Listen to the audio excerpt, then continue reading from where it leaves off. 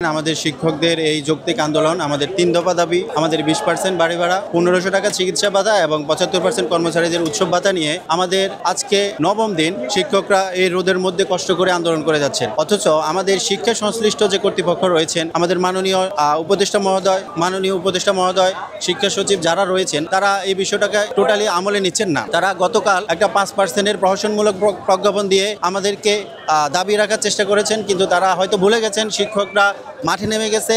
শিক্ষকরা আজকে তার আন্দোলনের চূড়ান্ত পর্যায়ে রয়েছে এবং আমি বিশ্বাস করি আমরা আমাদের বিজয়ের ধারপ্রান্তে।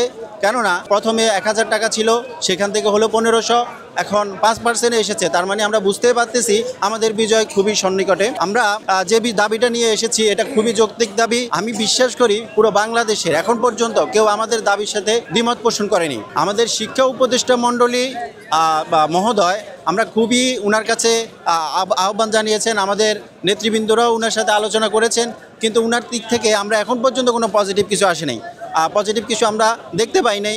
এবং আমাদের নেতৃবৃন্দ আশা করেছিলেন এই বাজেটে 10%, আগামী বাজেটে 10% রাখার জন্য, যেটা সহানুভূতিশীল ছিল, কিন্তু উনি এটাও মানেন নাই এবং উনি আদতে আসলে শিক্ষকদের পক্ষে আছেন কিনা এটা নিয়েও আমাদের সন্দেহ হয়।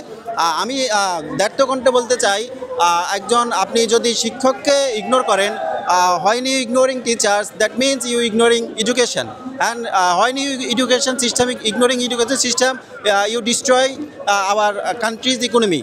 কেননা education is the backbone of nation আর teachers is the builders of nation.